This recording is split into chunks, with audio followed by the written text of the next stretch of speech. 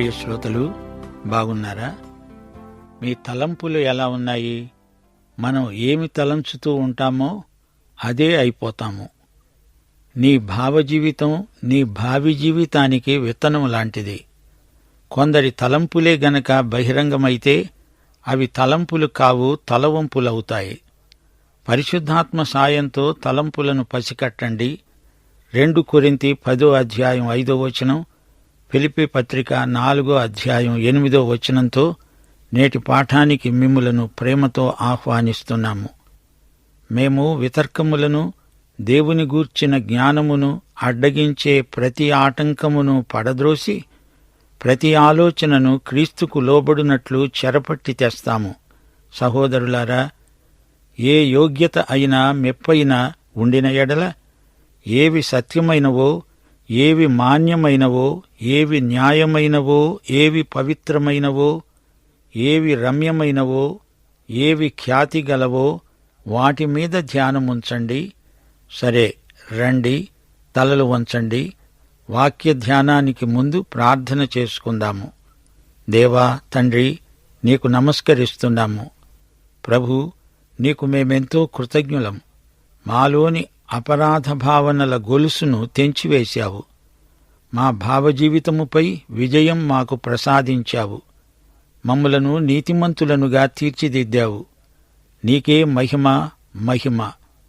నీవు మా జీవితాలలో గొప్ప కార్యాలెన్నో చేశావు. నీ కుమారుణ్ణి మాకిచ్చావు. మాకు ప్రాయశ్చిత్తం చేశావు. మాకు జీవద్వారం తెరిచావు. ప్రభు, లోకమంతా నీ స్వరం వినాలని ప్రార్థిస్తున్నాము. క్రీస్తునందలి మహానందాన్ని అందరూ అనుభవించాలని మా ప్రార్థన.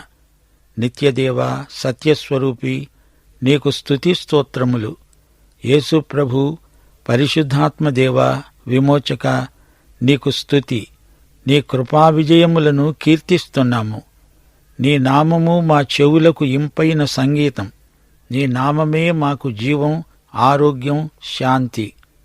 ఈ రోజున మా శ్రోతలను నీ కృపాసనము వద్దకు తెస్తున్నాము.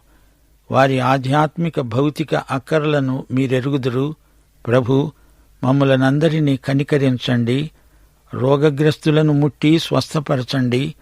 నిరాశా నిస్పృహలలో ఉన్న నీ బిడ్డలను వ్యక్తిగతంగా పరామర్శించండి.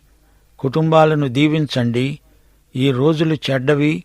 నీ బిడ్డలు నీ జ్ఞానము కలిగి వివేకముతో జీవించే కృప వారికి అనుగ్రహించండి. మా దేశ ప్రజలను, ప్రభుత్వాన్ని ఆశీర్వదించండి. నీ యందు భయభక్తులు నీ బిడ్డలకు పరిశుద్ధాలంకారమై వెలుగొందాలని ప్రార్థిస్తున్నాము. ఈ రోజున లోకమంతటా ప్రజలు భయాందోళనలతో అట్టిట్టయిపోతున్నారు. వారికి కావలసిన విశ్వాస బలము, కృపాశక్తి అనుగ్రహించండి. పాపము ఎంత ఘోరమైనదో ఆ దుష్టశక్తి కుటుంబాలను, సమాజాన్ని, జాతిని ఎంతగా పాడు చేస్తుందో ప్రజలకు చూపండి. మాకందరికీ వాక్యాశీర్వాదములు, సహవాసాశీర్వాదములు, సంఘాశీర్వాదములు సమృద్ధిగా దయచేయమని, సైతానీయ అంధకార శక్తులను లయపరచుమని యేసుక్రీస్తు వారి దివ్య శుభనామమున ప్రార్థిస్తున్నాము తండ్రి. ఆమేన్. సోదరీ సోదరులారా, ఈ రోజున మనం హెబ్రీ పత్రిక 4:6-12 వరకు పాఠం చెప్పుకుంటాము. సావధానంగా వినండి. దేవుడంటున్నాడు, ఎవరో కొందరు విశ్రాంతిలో ప్రవేశిస్తారు అనే మాట నిశ్చయము గనుక ముందు సువార్త విన్నవారు అవిధేయత చేత ప్రవేశింపలేదు గనుక నేడు మీరాయన మాట విన్న ఎడల మీ హృదయాలను కఠినపరచుకోవద్దని వెనుక చెప్పబడిన ప్రకారము ఇంతకాలమైన తరువాత దావీదు గ్రంథములో నేడు అని ఒక దినమును నిర్ణయిస్తున్నాడు. శ్రోతలు, అపుస్తలుడైన పౌలు విశ్రాంతిని గురించే మాట్లాడుతున్నాడు. విశ్రాంతిని గురించిన వాగ్దానం నిలిచి ఉంది. పాత నిబంధన కాలంలోని ఇశ్రాయేలీయులు అందులో ప్రవేశించలేకపోయారు. అందుకే దావీదు కీర్తనల గ్రంథంలో విశ్రాంతిలో ప్రవేశించే రోజు అనేది నిర్ణయించబడింది అంటున్నాడు. అసలు రహస్యమేమిటంటే, ఇశ్రాయేలీయులు పూర్తిగా ఈ విశ్రాంతిని పోగొట్టుకొని దూరమైపోలేదు. మోషే కాలంలో పోగొట్టుకున్న మాట నిజమే అయినా యెహోషువ నేతృత్వంలో ఆ తరువాతి తరం కనానులో ప్రవేశించారు గదా. అయితే ఒక మాట, వాగ్దత్త భూమిని గురించిన విశ్రాంతి ఒక ప్రవచన సంకేతం మాత్రమే. అది దేవుని విశ్రాంతి యొక్క నిజస్వరూపం కాదు. అందుకే దావీదు తన కీర్తనలో మరొక దినము ఈ విశ్రాంతి కోసం నియమించబడింది అన్నాడు. వారు షిలోహులో ప్రవేశించిన తరువాతి కాలంలో ఎప్పుడో ఒకరోజు వారి విశ్రాంతి ప్రవేశానికి నిర్ణయించబడింది అని దావీదు తన కీర్తనలో పేర్కొన్నాడు. 8, 9 వచనాలు. యెహోషువ వారికి విశ్రాంతి కలుగచేసిన ఎడల ఆ తరువాత మరి ఒక దినమును గూర్చి ఆయన చెప్పకపోయేవాడే. కాబట్టి దేవుని ప్రజలకు విశ్రాంతి నిలిచి ఉన్నది. దేవుని ప్రజలకు అసలైన సబ్బాతు రాబోతోంది. ఆ దినము నియమించబడింది అనే ప్రవచనం దావీదు ద్వారా పలుకబడింది. సబ్బాతు భావన ప్రవచనాత్మకమైనది. అది యేసుక్రీస్తు వైపునకే చూపుతుంది. సబ్బాతు అంటే దేవుని విశ్రాంతి. అది జగత్పునాది నుండి నిర్ణయించబడింది. ఈ దినం ఇశ్రాయేలీయులకే కాదు, విశ్వాసులందరికీ దేవుడు నిర్ణయించాడు. దేవుని ప్రజలకు విశ్రాంతి నిలిచి ఉంది. దేవుని ప్రజలంటే విశ్వాసులందరూ. 10వ వచనం. ఎందుకనగా దేవుడు తన కార్యములను ముగించి విశ్రమించిన ప్రకారము ఆయన విశ్రాంతిలో ప్రవేశించిన వాడు కూడా తన కార్యములను ముగించి విశ్రమిస్తాడు. దేవుని విశ్రాంతి అన్నప్పుడు దాన్ని భౌతిక దృష్టితో పూర్తిగా గ్రహించలేము. ప్రవేశించిన వాడు ఆయనే విశ్రమించాడు. ఈ విశ్రాంతి క్రీస్తును చూపుతున్నది. శ్రోతలు గ్రహించండి. మానవునికి సృష్టి మీద సర్వాధికారము ఇవ్వబడింది. కాని మానవుడు ఆ అధికారాన్ని నిలుపుకోలేకపోయాడు. అయితే యేసు దాన్ని చేజిక్కించుకున్నాడు. గనుక యేసుక్రీస్తునందు మానవుడు పోగొట్టుకున్నది తిరిగి పొందాడు. అలాగే దేవుని విశ్రాంతి మానవునికి ఇవ్వబడింది. అయితే మానవుడు దాన్ని పొందలేక పోగొట్టుకున్నాడు. అయితే క్రీస్తునందు దాన్ని ఇప్పుడు అనుభవించగలడు.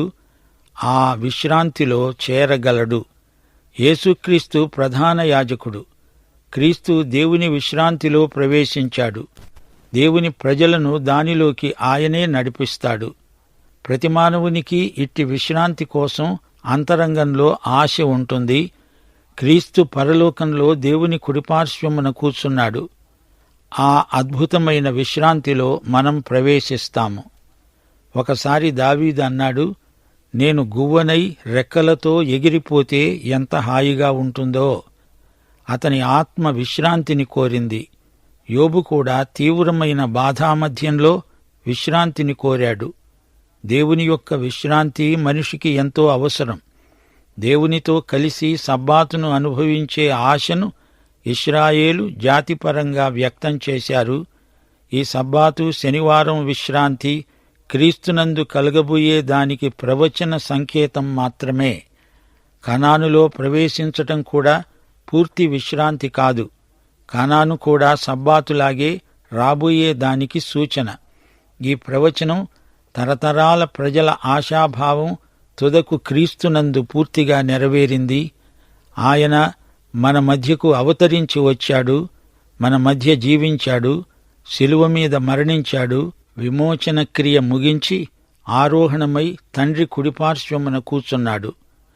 పని ముగింపే విశ్రాంతి. మనం ఆయన విశ్రాంతిలో ఇప్పుడు ప్రవేశించాము. దేవునికి స్తోత్రం. యేసు మన కోసం ప్రాయశ్చిత్తం చేసి ఆయన విశ్రాంతిలోకి ప్రవేశం సరళం చేశాడు. ఇప్పుడు మనకు దేవుని యొక్క విశ్రాంతిలోకి నిరభ్యంతర ప్రవేశం లభించింది. విశ్వాసము ద్వారా మనం ఈ విశ్రాంతిలో ప్రవేశించగలుగుతున్నాము. పరలోకమందు యేసు మనకు నిత్య నివాసాలు సిద్ధం చేస్తున్నాడు. మనము నిరీక్షించే ఆ నిత్య విశ్రాంతికి సంచకరువుగా ఇక్కడే దానిని అనుభవిస్తున్నాము. ప్రియ శ్రోత, క్రీస్తు పరలోకంలో మనకు ప్రధాన యాజకుడు. ఆయన మహాయాజకత్వ పరిచర్య మనకెంతో ఆదరణ, ప్రోత్సాహం. 11వ వచనం. కాబట్టి అవిధేయత వలన వారు పడిపోయినట్లుగా మనలో ఎవడునూ పడిపోకుండా ఆ విశ్రాంతిలో ప్రవేశించడానికి జాగ్రత్త పడదాము. ఇశ్రాయేలు ప్రజలు పడిపోయినట్లు మనం పడిపోతామేమో జాగ్రత్త. వారిలాగా అవిధేయులు కాకండి. అవిధేయత, అవిశ్వాసం ఇశ్రాయేలు పతనానికి కారణాలు అని చరిత్ర నేర్పిన పాఠం నేర్చుకోండి. వారి తొట్రుపాటును మీరు అనుకరించకండి. 12వ వచనం. ఎందుకనగా దేవుని వాక్యము సజీవమై బలము గలదై రెండంచులు గల ఎటువంటి ఖడ్గము కంటెను వాడిగా ఉండి ప్రాణాత్మలను కీళ్లను మూలుగను విభజించునంత మట్టుకు దూరుతూ హృదయము యొక్క తలంపులను ఆలోచనలను శోధిస్తున్నది. ప్రకటన గ్రంథం 19వ అధ్యాయం 15వ వచనం. ఆయన నోటి నుండి అనగా యేసు ప్రభువు నోటి నుండి వాడిగల ఖడ్గము బయలువెడలుతున్నది. యెషయా గ్రంథం 11వ అధ్యాయం 4వ వచనం. ఆయన తన వాగ్దండముతో కొడతాడు, అది ఆయన పెదవుల ఊపిరి. ఇది దేవుని వాక్యమనే ఆత్మ ఖడ్గం, సర్వాంగ కవచములో ఒక భాగం. హెబ్రీ పత్రికలో దేవుని వాక్యమంటే దేవుని పలుకు, మాట, దేవుని తీర్పు. వెనకటి ఇశ్రాయేలీయులకు ఈ వాక్యమే తీర్పు తీర్చింది. నా విశ్రాంతిలో ప్రవేశించరు అన్నదే ఆ తీర్పు.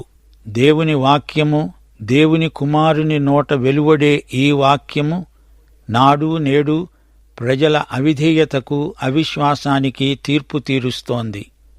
దేవుని వాక్యము సజీవమైనది, బలము గలది, ప్రభావము గలది.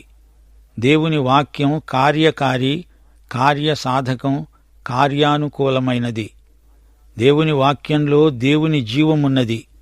అపొస్తలుల కార్యములు 7వ అధ్యాయంలో స్టెఫను తన ప్రసంగంలో మోషేను గురించి ప్రస్తావిస్తూ అన్నాడు, సీనాయి పర్వతము మీద తనతో మాట్లాడిన దేవదూతతో మన పితరులతో అరణ్యములోని సంఘమందుండి మనకివ్వడానికి జీవవాక్యాలను తీసుకున్నవాడు ఇతడే, మోషే. వాక్య ఖడ్గం పదునైనది. మనుష్యుని అంతరాంతరాలలోనికి దూసుకొని పోతుంది ఈ ఖడ్గం. మానవుని చైతన్యంలోకి దూరి దాగి ఉన్న ఆలోచనలను తీర్పులోకి తెస్తుంది. ఇది చాలా పదునైన ఖడ్గం. జాగ్రత్త. ఈ దేవుని వాక్యాన్ని నిర్లక్ష్యం చేస్తే దేవుని వాక్యపు తీర్పు చాలా తీక్షణమైనది. నీ లోపల ఉన్నదంతా కోసి బయటపడేస్తుంది. ప్రాణమును ఆత్మను విభజిస్తుంది. ఇది ఆధ్యాత్మిక విభజన. కీళ్లను మూలుగను విభజిస్తుంది. ఇది శారీరక విభజన. వాక్య ఖడ్గం ప్రాణమును ఆత్మను గుర్తిస్తుంది, ప్రత్యేకిస్తుంది. దేవునికి విరోధమైన వైఖరులను బయటపెడుతుంది. పాపము మానవుని ఆత్మను, ప్రాణాన్ని, చివరికి కీళ్లను, మూలుగను సైతం కలుషితం చేసింది. శరీరాన్ని, ఆత్మను సునిశితంగా పరిశీలిస్తుంది దేవుని వాక్య ఖడ్గం. మానవుని లోపల ఉన్నదంతా మనం చూడగలిగేటట్లు తెచ్చి దేవుని ముందు ఉంచుతుంది వాక్య ఖడ్గం. మానవుని నిర్మాణం పౌలీయ భావనలో 3 భాగాలు. 1 శరీరం, 2 జీవం, 3 ఆత్మ. సోమా, సుకే, న్యూమా. సోమా అంటే శరీరం, సుకే అంటే జీవం, న్యూమా అంటే ఆత్మ, జీవం లేక ప్రాణం. ఈ 3 గ్రీకు మాటలు. ఆత్మ దేవుని వైపు మొగ్గుతుంది. జీవం శరీరాత్మలకు మధ్యలో ఉంది. ఆత్మకు మనస్సాక్షి కూడా ఉంది. పరిశుద్ధాత్మ మానవాత్మను ప్రభావితం చేస్తాడు. ఎముకలకు మధ్య దూరటం కాదు. ఎముకలకు వాటిలో ఉన్న మూలుగకు మధ్యగా వాక్య ఖడ్గం దూసుకుపోతుంది. శరీరం లోపలి జీవం ఇంకా లోపల ఉన్న ఆత్మ గుండా ఈ వాక్య ఖడ్గం దూసుకుపోతుంది. 1 కొరింథీ 14వ అధ్యాయం 25వ వచనం. అతని హృదయ రహస్యాలు బయలుపడతాయి. అతడు సాగిలపడి దేవునికి నమస్కారం చేస్తాడు. దేవుని వాక్యం మనిషి అంతరంగాన్ని పరిశోధిస్తుంది, తీర్పు తీరుస్తుంది. మానవుని చేతనను, అంతరంగాన్ని పూర్తిగా వెదికి లోతుగా దూరి రహస్యమందున్న వాటిని కూడా బయటికి తెచ్చి తీర్పు తీర్చేదే దేవుని వాక్యం. ప్రియ శ్రోత, వింటున్నావా? అవిశ్వాసం చేత మానవులు రక్షణ విశ్రాంతిని పోగొట్టుకుంటున్నారు. నీ ఆత్మకు తృప్తి ఉండదు. అవిశ్వాసం వల్ల దేవుడిచ్చే ఆశీర్వాదాలన్నీ పోగొట్టుకునే ప్రజలకు ఒక హెచ్చరిక. విశ్రాంతి కొరకైన దేవుని పిలుపు ఉన్నది. ఆయన రేపు అనడం లేదు. నేడు, ఈ రోజు, ఇప్పుడే నీకు నిత్య విశ్రాంతి ఇవ్వాలని దేవుడు సంకల్పించాడు. ఈ రోజే నీది, నాది. ప్రియశ్రోత, నీ గడియారం చూసుకో. ఎంత టైమైంది? ఇదే రక్షణ దినం, ఇదే అనుకూల సమయం. ఆయన మాట వినండి. మీ హృదయాలను కఠినపరుచుకోకండి. యెహోషువ అంటే పాత నిబంధనలోని హీబ్రూ భాషలో రక్షకుడు అని అర్థం. అలాగే కొత్త నిబంధనలో యేసు అంటే రక్షకుడు. యెహోషువ వారికి విశ్రాంతి కలుగచేశాడా? అది పూర్తి విశ్రాంతా? అలాగైతే మరొక రోజును గురించి ఎందుకు ప్రస్తావించాడు? అప్పటికి యెహోషువ చాలా వృద్ధుడైపోయాడు. ఇంకా స్వాధీనం చేసుకోవలసిన భూమి ఎంతో ఉంది. ఇశ్రాయేలు ప్రజలు దేవుడు వాగ్దానం చేసిన పూర్తి విశ్రాంతిలో ఇంకా ప్రవేశించలేదు. పూర్తి విశ్రాంతి ఇశ్రాయేలు ప్రజలకు యెహోషువ ఇవ్వలేకపోయాడు. అయితే ప్రియశ్రోత, నీవు క్రీస్తునందు విశ్వాసముంచితే క్రీస్తు నిన్ను పరమకానానుకు విశ్రాంతికి నడిపించగలడు. దేవుని విశ్రాంతిలో నీవు ప్రవేశించి చూడు. అందులో సమృద్ధి ఫలాలు, ఆశీర్వాదాలు, ఆనందం సమృద్ధిగా లభిస్తాయి. ఈ విశ్రాంతి ఈ రోజున మనకెంతో అవసరం. అయితే దీనిని మన నుండి దొంగిలించే శత్రువు అవిశ్వాసం. అవును, దేవుని ప్రజలకు విశ్రాంతి నిలిచి ఉన్నది. అనగా మనమందరము పరలోకమందలి నిత్య విశ్రాంతిలో కలిసి ఉంటాము. పరలోకము అద్భుత సీమ. అక్కడ మనకు తృప్తి, ఆనందం, ఆశీర్వాదం. దేవుడు తన కార్యములను ముగించి విశ్రమించాడు అన్నాము. అంటే దీనిని మీరెలా అర్థం చేసుకుంటున్నారు? దేవుడు అలసిపోయాడా? నేను 6 రోజులు పనిచేశాను, రోజుకు 8 గంటలు పనిచేశాను, పొద్దస్తమానము ఎంతో కష్టపడ్డాను, ఇప్పుడు విశ్రమించాను అన్నాడా? నాకు విశ్రాంతి కావాలి అని దేవుడన్నాడా? అలా కానే కాదు. అది మనమనుకుంటున్న విశ్రాంతి లాంటిది కాదు. సంపూర్ణత అనే విశ్రాంతి, ముగిసింది అనే భావనలోని విశ్రాంతి. సృష్టి ముగిసింది. అప్పటి నుంచి దేవుడు మళ్లీ సృష్టి చేయలేదు. దేవుడు చేసిన సృష్టి సమగ్రం, సంపూర్ణం. అందలి ప్రతి అణువును, పరమాణువును దేవుడే సృజించాడు. అయితే ఈ విశ్వంలో కొన్ని మార్పులు జరుగుతున్నట్లు కనిపిస్తోంది. అది ఏర్పాటులో మార్పే కాని వస్తుతః సృష్టి ఒకేసారి ఆయన చేసిందే. అయితే దేవుడు క్రీస్తునందు నూతన సృష్టి చేశాడు. ఈ నూతన సృష్టి ఎక్కడ ఆరంభమైంది? అదిగో కల్వరి గిరిని చూడండి. పెంతెకొస్తునాడు నూతన సృష్టి రూపుదిద్దుకున్నది. 2 కొరింథీ 5:17 ఎవడైనను క్రీస్తునందున్న ఎడల వాడు నూతన సృష్టి. పాతవి గతించాయి, ఇవిగో కొత్తవయ్యాయి. దేవుడు ఈ రోజున సృష్టిస్తున్నది కొత్తగా దేవుని కుమారులను, కుమార్తెలను. క్రీస్తునందలి విశ్వాసం వలన నూతన సృష్టి అవుతారు. వీరికి దేవుడు విశ్రాంతిని వాగ్దానం చేశాడు. దేవుడు మనకు పరలోక విశ్రాంతిని వాగ్దానం చేశాడు. అయితే అదే విశ్రాంతిని మనం ఇప్పుడే అనుభవించగలం. పరలోకం వైపు మనం నడిచే మార్గమంతా పరలోకమే. దేవుడు విశ్రమించాడు, తన పని ముగించాడు.